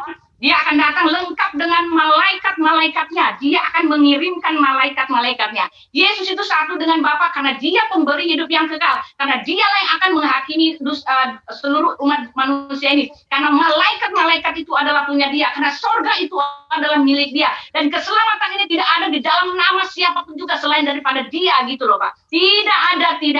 Jadi apapun perkataan Bapak itu harus Bapak kasih dengan konteksnya supaya tidak nyasar gitu loh Pak. Sorry ya. Oke, time is over, Tante Uti. Oke, time is over. Terima kasih Tante Uti Watimena. Baik, saya kembali merangkum walaupun agak susah dengan kecepatan Tante Uti berbicara seperti Rosi yang sedang menyalip-nyalip lawan dan tidak terpleset ya. Saya berusaha untuk merangkum beberapa poin dari penyampaian Tante Uti Watimena. Mudah-mudahan kita ikhwan yang ada di rumah paham dengan apa yang beliau sampaikan. Kalau Bang Duma saya rasa paham. Nah, nomor 1 poinnya adalah tidak ada keselamatan oleh dia, tidak ada nama yang diberikan kepada yang lain atau nama itu adalah Mosia menurut Tante Uti di poin pertama, melainkan hanya kepada Yesus. Yang kedua, aku dan Bapak satu, menurut Tante Uti itu adalah satu hakikat keilahian. Itu statement Tante Uti. Poin ketiga, Bapa dan Yesus satu otoritas kekuasaan menurut Tante Uti. Di poin keempat, apa yang Bapak lakukan, maka Yesus juga lakukan, anak juga lakukan. Itu menurut Tante Uti di poin keempat. Kemudian di poin kelima, Yesus untuk Bani Israel, begini penjelasan Tante Uti. Tante Uti menyatakan bahwa itu hanyalah ujian kepada wanita yang bukan dari kalangan Bani Israel, ingin menguji apakah dia itu imannya kuat. Karena kata Tante Uti tadi, selentingan saya dengar, mereka tidak bergaul dengan orang-orang lain. Nah gitu, menurut Tante Uti. Mudah-mudahan Bang Dul paham apa yang ada di pikiran Tante Uti. Dan yang keenam, ya itu saja poin yang bisa saya tangkap. Dan garis besarnya Tante Uti menyatakan bahwa Yesus pemilik surga, Yesus pemilik dunia, Yesus yang menciptakan, dan Yesus adalah Yod He Vav He-nya orang Bani Israel. Dan Bang Zulkifli M. Abbas, silakan waktunya untuk closing statement. Semoga bisa dirangkum semua apa yang poin-poin yang sudah diberikan Tante Uti, yang sudah saya rangkumkan juga, dan agar kita semua mendapatkan pencerahan. Silakan Bang Zulkifli M. Abbas. Baik, Matius 19 ayat 28. Di hari kebangkitan, di hari penghakiman, Yesus mengatakan seperti ini. Yesus loh yang mengatakan, aku berkata kepadamu sesungguhnya pada hari penciptaan kembali, kamu akan menempati 12 tahta untuk menghakimi ke-12 suku Bani Israel bersama denganku. Ya, lalu kemudian Yesus juga mulai. Maaf, startnya kok nggak jalan? Ulang. Startnya ulang. Ya. Oke. Ya Pak, langsung Pak. Ya, jadi, lalu kemudian di dalam Yesaya 44 ayat 10 ayat 11, siapakah yang membentuk Allah dan menuangkannya ke dalam patung? Sesungguhnya semua mereka ini pengikutnya yang membuat patung, yang mengukirnya, tukang-tukangnya akan kubuat malu secara bersama-sama. Gitu. Lalu kemudian kembali kepada pernyataan itu, bahwa Yesus itu maha kuasa, baik di langit, di surga, dan seterusnya. Yesus di dalam Matius 20 ayat 23. Yesus berkata, cawanku memang kamu minum, bisa kamu minum, akan kamu minum. Tetapi hal duduk di sebelah kananku, di sebelah kiriku, aku tidak berhak untuk memberikannya. Aku tidak berhak untuk memberikannya. Itu akan diberikan kepada orang-orang bagi siapa Bapakku untuk menyediakannya. Jadi pernyataan-pernyataan Yesus itulah yang maha kuasa, Yesus itulah Tuhan itu sendiri, itu tidak terbukti. Ya, karena Yesus sendiri yang melawan pernyataan-pernyataan, tuduhan-tuduhan Ibu Uti terhadap dia. Karena begitu besar kasih Allah akan dunia ini sehingga mengurniakan anaknya. Barang siapa yang percaya kepada anaknya, ia tidak akan dihukum. Barang siapa tidak percaya, ia telah berada di bawah hukuman. Sementara Yesus menerangkan, Yohanes 12 ayat 49, Bapa yang telah mengutus aku. Matius 15 ayat 24, aku diutus hanya kepada domba-domba yang hilang dari Bani Israel. Pernyataan-pernyataan Yesus dia hanya Bani Israel itu nyata. Matius 2 ayat 2, di manakah dia raja orang Yahudi yang baru dilahirkan itu? Yesus hanya raja untuk Yahudi. Kemudian di dalam Yohanes 17 ayat 9, kata Yesus yang berkata, aku berdoa bukan untuk Bani Israel, bukan untuk dunia aku berdoa, tetapi hanya untuk mereka. Siapa? Mereka yang percaya akan aku. Aku ini siapa? Aku ini utusan Tuhan. Matius 10 ayat 5 ayat 6. Ke-12 murid itu diutus oleh Yesus. Dan Yesus berpesan kepada mereka, jangan kamu menyimpang ke jalan bangsa lain atau ke dalam kota Samaria, melainkan pergilah kepada domba-dombaku yang hilang dari umat Israel. Jadi ketika Yesus Allah mengatakan barang siapa yang percaya dia akan memperoleh keselamatan, maka percaya apa yang Yesus ajarkan. Yohanes 17 ayat 3, Yesus adalah utusan Tuhan. Matius 10 ayat 40, dialah Allah yang telah mengutus aku, kata Yesus. Matius 23 ayat 10, hanya satu pemimpinmu, yaitu Mesias. Berarti Yesus itu hanya pemimpin umat. Ya. Lalu kemudian dikatakan Markus 6 ayat. Pokoknya intinya dia mengatakan bahwa dirinya hanya seorang nabi.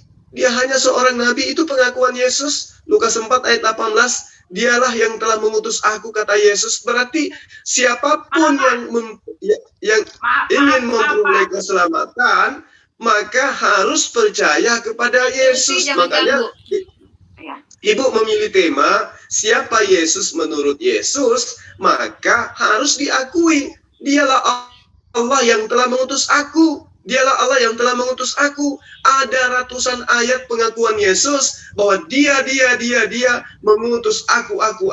Berarti Yesus itu adalah utusan Tuhan. Dia memang juru selamat, tapi bagi Bani Israel. Bagaimana caranya Yesus menyelamatkan? Dengan cara apa? Dengan cara mengajarkan Bani Israel mengakui dirinya sebagai utusan Tuhan. Bukan sebagai anak haram, bukan sebagai anak hasil zina, tetapi mengakui dirinya sebagai utusan Tuhan, Allahnya Abraham, dan mengakui bahwa Tuhan yang satu-satunya yang benar itu adalah Dia yang telah mengutus Yesus, yaitu Hasem yang maha suci lagi maha tinggi. Tidak ada yang lain. Itu yang Yesus ajarkan. Sebagai juru selamat, Dia mengajarkan Bani Israel untuk menyembah hanya kepada Sang Pencipta alam semesta. Dia memang juru selamat, tapi tidak ada yang sampai kepada Bapa bagi Bani Israel tanpa melalui pengajaran Dia. Dan ibu harus tahu bahwa siapa Yesus menurut Yesus, Yesus sendiri dengan terang mengatakan, Aku adalah utusan Allah. Dan dikatakan oleh Yesus, tidak akan mungkin lebih tinggi, ya, dan lebih tinggi anak daripada yang mengutusnya. Itu pernyataan Yesus. Sesungguhnya seorang hamba tidak lebih tinggi daripada tuannya, ataupun seorang utusan daripada Dia yang mengutusnya. Itu nyata. Berarti Yesus adalah seorang hamba yang bukan Tuhan itu sendiri. Demikian. Terima kasih Ibu Uti. Ya, Baik, terima kasih banyak Bang Zulkifli M. Abbas. Cuma mau ini doang, mau kasih tahu doang. Pak Zulkifli cuma comot ayat lagi, cuma comot ayat lepas dari konteksnya, udah itu doang. Comot ayat lagi, Oke, nanti kita ini lagi, Tante Uti. Jadi nanti minta tolong moderator, nanti siapkan waktu di mana saya bisa baca kitab Kejadian sampai Wahyu sampai selesai. Ya, Pak. Baik. Jadi begini, hari ini saja ya. Saya mau tanya, kita bahas ayat satu persatu, ketahuan banget Pak Zulkifli cuma comot-comot. Jadi satu ayat kita baca konteksnya. Oke, karena gini, tunggu, Tante. Gini. Kita selesaikan dulu. Ya. Oke, gini, menurut hemat saya, karena kita netizen kasihan juga, kan ini waktunya kita sudah tentukan, kita closing statement sudah selesai, Tante Uti dan Bang Duma. Nah, jadi kalau ingin melanjutkan lagi, ya terserah kepada Bang Duma dan Tante Uti. Bang Tri bisa siapkan waktu, dan saya insya Allah bisa moderator. Tapi saya berkewajiban merangkum apa penyampaian Bang Zulkifli tadi untuk Ikhwan Fillah yang ada di rumah, agar apa yang disampaikan dapat poinnya ya, karena ini adalah ilmu buat kita semua. Baik, Ikhwan Fillah yang ada di rumah, sebelum kita close atau mungkin nanti Tante Uti dan Bang Duma melanjutkan dialognya, saya akan membacakan beberapa rangkuman dari Bang Zulkifli M. Abbas untuk antum semua. Begini, dari tema kita adalah Tante Uti mengajak Bang Duma ini berdiskusi dengan tema siapakah Yesus menurut Yesus. Beginilah beberapa rangkuman yang saya coba rangkum dari pernyataan Bang Zulkifli M. Abbas. Jadi kita bisa menilai di rumah ya. Nomor 1, Yesus itu menghakimi, kata Tante Uti. Lalu Bang Duma mengatakan iya dan menghakimi Bani Israel. Itu ada ayatnya, saya lupa kutipkan tadi. Yang kedua, di dalam Yesaya 44 ayat 11. Ini rangkuman Tante, rangkuman dari penyampaian Bang Duma untuk ilmu kami semua yang ada di rumah sana. Nanti Tante Uti selesai, nanti saya rangkumkan dulu. Yang kedua, menurut Yesaya 44 ayat 11, pembuat patung akan dipermalukan. Ini adalah ayat yang jelas, pembuat patung akan dipermalukan. Kemudian yang ketiga, di dalam Matius, Yesus tidak berkuasa di surga karena tidak mampu memberikan tempat duduk untuk orang yang minta tempat duduk di dekat Bapa. Karena Bapa lah yang melakukan itu. Di poin yang keempat, percaya kepada anak tidak akan, saya terlalu cepat, jadi saya tidak menyatat ayatnya dan saya tidak selesaikan poin keempat. Dan poin kelima, di dalam Yohanes 12:49, Matius 19:24, kemudian ya, Yesus hanyalah sebagai utusan menurut Yohanes 12:49 dan Matius 19:24. Kemudian di dalam Matius 2 ayat 2 bahwa Yesus hanyalah sebagai raja orang Yahudi atau Bani Israel. Kemudian di dalam Yohanes 17:9, aku berdoa hanya untuk kalian bukan untuk dunia ini. Ini adalah pernyataan Yesus. Ingat tema kita hari ini adalah Yesus menurut Yesus. Maka Bang Zulkifli M. Abbas menyampaikan pernyataan siapa Yesus menurut Yesus. Ini topiknya yang perlu kita pahami. Kemudian di dalam Matius 10 ayat 6 menurut Bang Duma, ke-12 murid diutus tidak untuk tempat lain, tidak boleh menyimpang kemanapun. Itu adalah bukti bahwa Yesus hanyalah untuk Bani Israel menurut Bang Duma.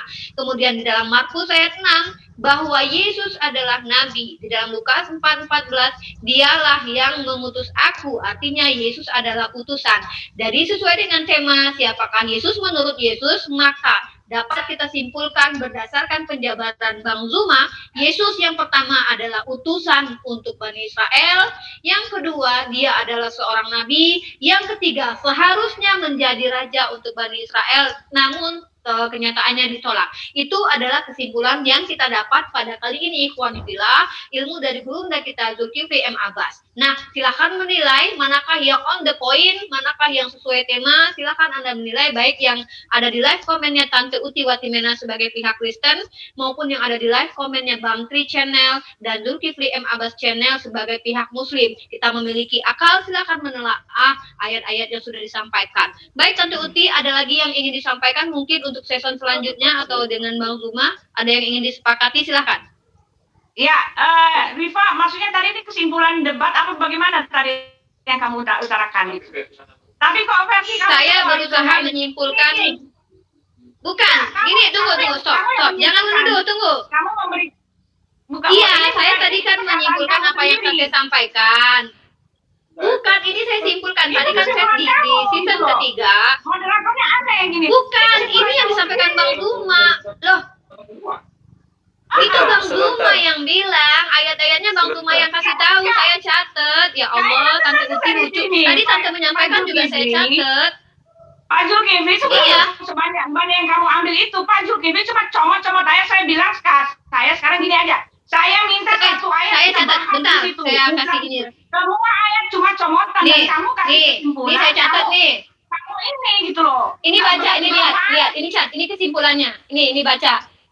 Enggak, ini baca, ini kesimpulannya saya catat dari Bang Zuma tadi. Gimana sih Tante juga saya catat tadi kesimpulannya. Jadi kamu enggak kasih kesimpulan buat saya tadi. Enggak boleh mengambil kesimpulan. Kesimpulan itu saya catat. Oke, ini kesimpulan Tante. Enggak. Loh, ini kok Tante Uti jadi tantum.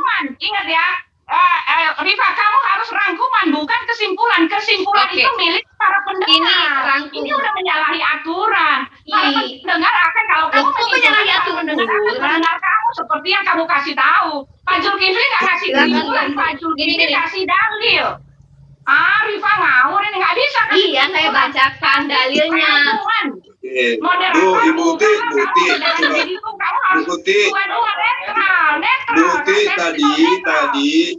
tadi Ibu menjelaskan 5 menit, habis itu Mbak Uti jelaskan. Nah, habis saya Uti rangkum lagi gitu. Yang ngasih kesimpulan dari perkataan dari debator yang nggak ada. Dia harus merangkum sendiri. Nggak boleh. Bentar, Putih, maaf Putih. Bentar. Tadi pada saat Ibu merangkum penjelasannya. Sebentar. Sebentar. Jadi kan kesannya sebentar. Rifa bilang tinggal benar. Lah kamu sendiri yang ngatur. Sebentar, Putih. Comot ayat, saya bilang comot ayat. Oke, sebentar. Putih, tenangkan dirimu Putih. Sebentar.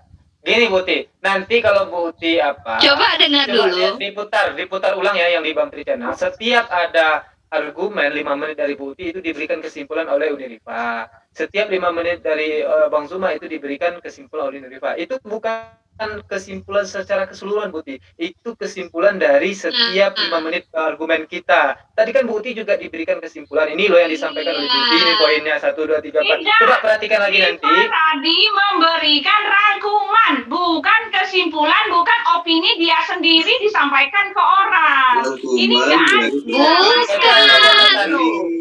Ada Unirifa coba lihatkan catatannya dilihatkan. Rangkuman ini mengarahkan 100% ke kamera. Bukan yang menjadi dalil dari Pak Zulkifli diarahkan ke situ, padahal itu tidak benar. Kita harus kupas lagi, waktunya tidak ada, hanya comot-comot ayat lalu diarahkan. Jadi kesimpulannya Yesus adalah. Coba diam dulu Tante minum jamu anti kejang dulu deh. Loh, kalau seandainya Bang Zuma tidak menyampaikan apa yang saya katakan, saya yang berdosa. Kalian bisa lihat sendiri di live komen apa yang disampaikan Bang Zuma itu, ayat yang dia bacakan, bahkan ada beberapa ayat yang tidak saya tulis karena saya tidak ingat lagi. Tunggu, ini punya Tante. Ini menurut rangkuman punya Tante tadi nih, tidak ada keselamatan oleh dia, tidak ada nama yang diberikan kepada yang lain. Nah, kemudian yang kedua, kata Tante Uti, aku dan Bapak adalah satu, maksudnya adalah satu hakikat dan satu kekuasaan. Nah, yang ketiga, Bapak dan Yesus satu otoritas kekuasaan. Tunggu dulu, selesaikan dulu ente.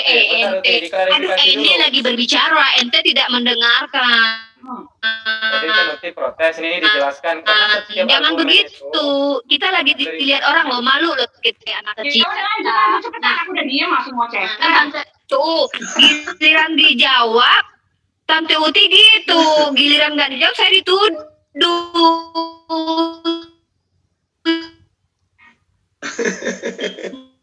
Oh, jaringan Katanya mau lanjutan, saya udah diem kok masih aja. Itu nggak boleh, gitu jahat namanya umat. Nggak boleh kita mencerminkan hal seperti itu nih. Di dalam kesimpulan Tante Uti, oke, suara Uni jelas? Gimana Bang Tri? Ya ampun, lanjut. Oke. Ya, kita udah closing statement. Saya sudah bukan menyimpulkan. Saya bukan menyimpulkan keseluruhan seperti yang Bang Tri katakan, tapi mencoba mengambil kesimpulan, mempertajam apa yang disampaikan oleh kedua debater. Ini saya lakukan agar kan banyak tuh Tante ngomong bla bla bla bla, kami nggak ngerti. Jadi saya ambil tadi beberapa, ada 6 poin. Kalau Bang Duma, saya ambil itu beberapa poin juga. Jadi ayat-ayat yang dibaca, saya bacakan kembali. Kalau Tante tidak percaya, silakan Tante cek nanti diulang lagi, nonton apa benar saya ini tidak sesuai dengan yang Bang Duma katakan. Loh, saya kan punya catatannya gitu loh. Buat apa gitu? Saya memperjelas Bang Duma, emangnya ini. Jadi Tante Uti ini. Oke, lanjut aja Bang Tri. Intinya saya sudah membuktikan bahwa saya mencoba merangkum setiap apa yang disampaikan oleh debater agar kita semua mendapatkan ilmu. Silakan Bang Tri dilanjut, mungkin ada apalagi kesepakatan lagi mungkin Bang Duma dengan Tante Uti. Silakan Bang Tri. Baik, terima kasih Unirifa. Jadi saya cuma kasih saran aja ya, Bang Tri, boleh nggak? Ya, silakan ngomong dulu Bu Uti. Oke, silakan. Oke, silakan Bu Uti. Kita bertemu lagi. Halo, Bu Uti. Mungkin Halo. esok atau Bu Uti? di langit hari. Kayaknya Bu Uti kehilangan jaringan. Sebut aja Halo, namaku. kasih Zuma. Oke, ini masuk lagi. Kehilangan arah. Tante Uti kehilangan arah mungkin. Bang Zuma, jangan nyanyi suaranya kebagusan, nanti ada yang ini nanti. Nanti ada yang berminat lagi studio rekaman. Masuk lagi Bu Utinya. Bu Utinya masuk lagi. Coba kita dengarkan. Halo Bu Uti.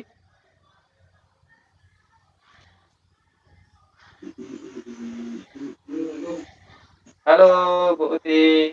Ya, jadi sambil nunggu Bu Uti ya Iwan Villa. Tadi semuanya juga nonton bahwa setiap kali selesai 5 menit argumen yang disampaikan oleh masing-masing debater, itu moderator Unirifa sudah memberikan rangkuman setiap 5 menit. Jadi itu bukan kesimpulan secara keseluruhan yang dibuat oleh Unirifa, tapi itu adalah... Bang Tri, saya boleh ngomong nggak? Oke, silakan Uti, nyambung lagi. Ya, jadi gini ya, di dalam setiap kasus perdebatan itu, yang dimenangkan itu biasanya orang yang ada di closing statement terakhir. Ini menurut pengalaman saya, gitu loh. Apalagi ditambah dengan apa yang diutarakan oleh Rifa, gitu loh. Rifa sebetulnya tidak boleh mengambil kesimpulan, karena kesimpulan itu adalah milik semua orang pendengar. Dan jadi gini, saran saya, setiap closing statement itu jangan lagi, seperti apa yang dikatakan oleh Bapak Rudi Yohanes, jangan lagi bicara tentang dalil-dalil, jangan lagi berdebat. Closing statement itu 100% hanya untuk wassalam gitu loh. Karena kalau closing statement seperti ini ya artinya saya tidak selesai, saya tidak punya waktu lagi menjawab karena Pak Zulkifli sarannya tadi apa? Kalau closing statement nggak boleh pakai dalil-dalil lagi. Iya, kalau closing statement setiap closing statement itu sudah wassalam. Jadi kasus sudah selesai gitu loh. Ada penyelesaian. Nah, ini dapat aturan kayak gitu debat di mana, Bu? Maaf Bu, saya tanya dulu. Dapat aturan debat kayak gitu di mana? Di closing statement nggak boleh pakai dalil. Ini kan saran dari closing statement dua-duanya itu hanya wassalam. Oh, saran yang Ibu inginkan. Yang Ibu inginkan begitu. Iya, saran supaya supaya tidak tercipta ini masalah baru yang tidak sempat dijawab lagi. Nah, di closing statement itu harusnya kita sama-sama menutup, bukannya kasih masalah baru. Ini kan Pak Zulkifli kasih masalah baru, lalu disimpulkan lagi oleh Rifa, lalu tersiarlah wacana baru, pandangan yang baru. Itu kan nggak adil gitu loh. Jadi kita sama-sama mulai sekarang kalau closing statement itu tutup gitu loh Pak, yang adil itu tutup, bukannya kasih masalah baru. Ini tadi kan Pak Zulkifli kan kasih masalah baru dan saya nggak ada waktu lagi untuk menjawab, dan itu jelas itu cuma comot lagi. Tapi kan saya nggak bisa bilang gitu loh. Lalu didukung lagi dengan kesimpulan Ya, itu saya paham. para Saya paham. pendengar. Ya, Saya jadi paham, itu. Uti. Jadi closing Jangan statement disampaikan. harusnya wassalam, dua-duanya harus komit wassalam supaya enak didengar dan nggak ada kesalahpahaman gitu loh. Enggak, tadi Ibu Uti Ya, di saya closing statement-nya juga enggak Pak wassalam Zulkifli sudah kok, Bu. kasih masalah baru Oke. lagi. Itu harus dijawab, Baik. tapi nggak ada waktu gitu loh. Ibu Uti, Terus Ibu Uti Rifa tadi hanya kan closing merangkum ya. gitu loh. Bentar Bu Ya, Uti. saran Bu Uti saya tadi begitu. Closing Ya, itu Bu hanya Uti. masalah. Halo Bu Uti tadi juga closing ya kan, tapi di closingnya nggak wassalam tuh bunyinya, masih mengeluarkan statement. Ya jadi itu maunya Bu Uti ya. Kita sudah punya aturan dimanapun perdebatan pasti seperti itu. Tapi Ibu salah paham juga tadi sama Ibu Nirifa bahwa Nirifa tidak menyimpulkan debat kita secara keseluruhan. Bu Nirifa itu menyimpulkan setiap 5 menit berbicara. Itu bukan kesimpulan secara keseluruhan. Ibu juga boleh lihat nanti. Setiap Ibu berbicara 5 menit selesai, Ibu Nirifa selalu memberikan ini loh yang disampaikan oleh Putih tadi, biar Bang Zuma paham. Berkali-kali Ibu Nirifa menyampaikan itu, biar Bang Zuma paham dengan apa yang disampaikan oleh Uti. Jadi Bang Nirifa itu juga menghargai dan menghormati apa yang disampaikan oleh Uti. Oke, Utinya keluar sendiri ya. Nanti ngakunya di-kick lagi. Itu keluar sendiri tuh. Baik, Ikhwan Fillah, demikian ya diskusi kita kali ini. Yang nantang itu tadi adalah Ibu Uti Watimena, karena dia penasaran dengan Aki Zuma ini, begitu pengakuannya. Jadi Ikhwan Fillah, ya biasa ya, terjadi agak panas ya, cuman nggak bisa nyerocos di sini di Bandri karena kita punya waktu, punya aturan. Kalau di channelnya mereka mungkin bisa tadi nyerocos ya. Oke, silakan Uni ditutup. Oke, baik Ikhwan Fillah yang ada di rumah, karena setiap saya meluangkan waktu untuk menonton debat atau melihat debat, mungkin antum juga begitu. Saya tidak mau waktu kita terbuang sia-sia tanpa mendapatkan poin atau ilmu. Karena debat ini tidak akan pernah berhenti kalau kita hanya dengar terus lihat siapa yang kalah, siapa yang menang. Bukan begitu kalau saya. Makanya saya coba tadi merangkum, karena Tante Uti itu ngomong banyak sekali. Jadi khawatirnya Ikhwan di rumah tidak menanggapi apa yang beliau sampaikan dan tidak paham dengan keyakinan beliau gitu. Nah, itu tugas saya sebagai moderator. Saya memang improvisasi, memang tidak ada kesepakatan di awal, tetapi ini sebuah hal yang wajar saya lakukan untuk memperjelas apa saja yang dia katakan. Jadi jangan sampai kita kayak dengar khotbah tapi nggak ngerti khotbahnya apa gitu. Begitu juga yang disampaikan Bang Zuma. Nah, apa yang disampaikan Bang Zuma ini spesial untuk umat Islam, ini ilmu untuk kita semua. Wajib saya merangkumkannya agar Anda mencatat ayat-ayat yang disampaikan Bang Zuma di rumah untuk pembekalan diri Anda sendiri. Jangan hanya berharap kepada Bang Zuma terus dong untuk membentengi akidah umat. Karena apa? Setiap Anda itu wajib menjadi kristolog saat ini, karena setiap Anda akan didatangi misionaris, kemudian mereka akan memperkenalkan agama ini kepada Anda. Nah, Anda mendapatkan ilmu dari Bang Zuma tidak sia-sia. Lalu saya coba untuk catatkan ayatnya kembali. Mudah-mudahan Anda mencatat di rumah ayat-ayat mana saja yang ternyata ada di dalam Bible. Siapa Yesus menurut Yesus sesuai dengan tema. Nah, mohon maaf Ikhwani Fillah jika saya ada salah kata-kata. Begitu juga saya wakili Bang Tri di sini. Jika kami ada salah kata-kata, kami berusaha untuk seadil mungkin, karena kami tidak boleh tidak adil. Allah memerintahkan kami untuk adil, tidak boleh zalim. Jadi kalau Tante Uti ingin minta konsep debat seperti yang dia inginkan, saya rasa dia harus membuka Zoom sendiri atau live stream sendiri agar sesuai dengan keinginannya. Tapi kalau di Zoom Muslim, kita punya ketentuan sendiri, kita punya hukum-hukum tersendiri yang harus mereka ikuti. Jika tidak mau mengikuti, silahkan tidak usah berdialog dengan kami. Jika ingin bisa mematuhi dan kami pun tidak berbuat zalim, silakan kita buka ruang untuk berdiskusi. Karena kita sama-sama sudah dewasa, pasti paham dengan apa-apa yang kita lakukan. Jadi apalagi dilihat orang banyak. Nah, maaf saya kepanjangan. Kita close hari ini ya Bang Luma. Terima kasih atas waktunya. Tunggu. Luar biasa. Dan Tunggu dong. Ya, iya silakan. Oke, Silakan, minta 5 Bang. menit boleh nggak? Silakan. Oke. 5 menit boleh nggak? Boleh, sebanyak boleh. yang dibutuhkan. Debat lagi. Sebanyak yang dibutuhkan, silakan. Oke, ya sebelum saya sarapan ya, sahabat-sahabat sekalian, ini kan terjadinya debat di pagi hari ini karena ada tantangan gitu loh. Saya berharap yang nantang saya itu adalah Yeri Asylum itu. Saya maunya si Fatima itu, yang ngaku-ngaku bernama Fatima itu dong, yang nantang saya. Jangan Bu Uti ini sahabat saya, yang tidak ada ilmu gitu loh. Dan memang Bu Uti ini harus banyak belajar, kalau perlu jadi murid saya deh sekalian. Ya.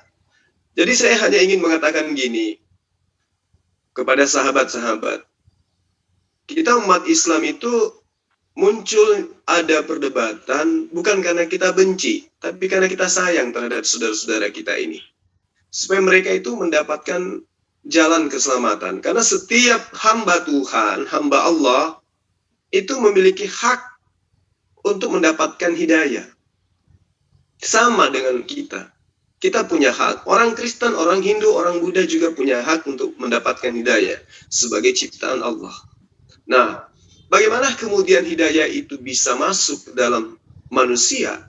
Itu disebabkan karena manusia itu sadar bahwa Sang Pencipta itu tidak memiliki titik kelemahan setitik pun. Sang Pencipta itu tidak pernah mati. Sang Pencipta itu tidak pernah menjadi mayat. Sang Pencipta itu tidak pernah disalib. Ya. Kalau teman Kristen mengatakan Yesus itu adalah Sang Juru Selamat, betul. Yesus itu Juru Selamat bagi umatnya, Bani Israel, bukan bagi Bani Kristen. Bani Kristen itu penumpang gelap. Jadi Yesus itu adalah salah seorang dari Bani Israel.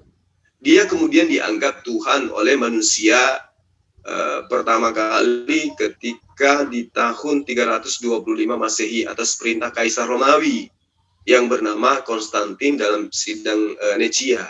Nah, Yesus ini siapa gitu loh. Jadi diceritakan di dalam Matius 1 ayat 1 dan seterusnya. Yesus ini adalah anak keturunan Daud, anak Abraham. Abraham memperanakan Ishak, Ishak memperanakan Yakub, Yakub memperanakan Yehuda dan saudara-saudaranya. Kemudian Yakub memperanakan Yusuf suami Maria yang melahirkan Yesus. Apa iya secara rasional Sang Pencipta bisa seperti ini adanya? Nggak mungkin. Jadi sahabat-sahabat di luar, ya, kalau ada misionaris yang datang, pahami bahwa Tuhan itu tidak mungkin bersila.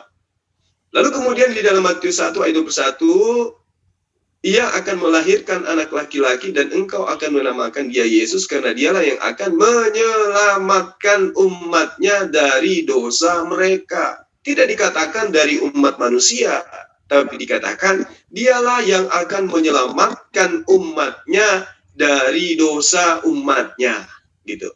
Jadi Yesus bukan untuk seluruh alam semesta. Yesus hanya untuk Bani Israel, menyelamatkan Bani Israel dari dosa-dosa mereka ketika mereka kembali kepada hukum Tuhan, ketika mereka menerima Yesus sebagai utusan Tuhan.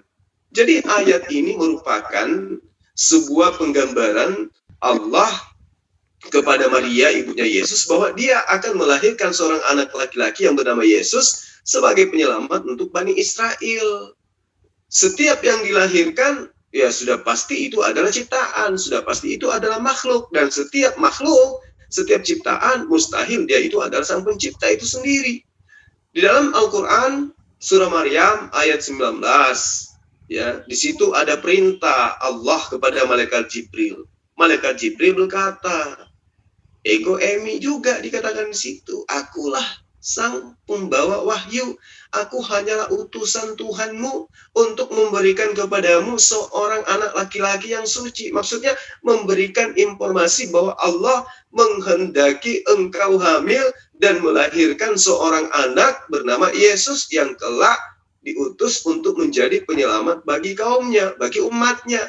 Matius 2 ayat 6, dan engkau Bethlehem, tanah Yehuda, engkau sekali-kali bukanlah yang terkecil di antara mereka yang memerintah Yehuda, karena daripadamu lah akan bangkit seorang pemimpin yang akan menggembalakan umatku Israel. Siapa dia?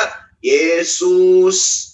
Matius 3 ayat 13, maka datanglah Yesus ke Galilea, ke Yordan kepada Yohanes untuk dibaptis oleh dia. Jadi sahabat-sahabat sekalian, apa yang saya utarakan bukan asumsi, dalil dari sejak awal pembuka tadi, dalil-dalil. Saya dikatakan comot-comot ayat, ya pastilah saya akan mencomot ayat untuk saya sampaikan. Tidak mungkin saya tidak menggunakan ayat, atau tidak mungkin saya menggunakan ayat satu kitab, nggak mungkin. Pasti saya jabarkan poin per poin berdasarkan kebutuhan Bu Uti untuk dia pahami gitu. Ketika Yesus mengatakan, akulah Tuhan. Nah, apa jawabannya kemudian? Apa maksud Yesus mengatakan akulah Tuhan? Dijawab di ayat Yohanes 10 ayat 34, 35, 36. Akulah juru selamat. Apa jawabannya kemudian? Maka ditunjukkan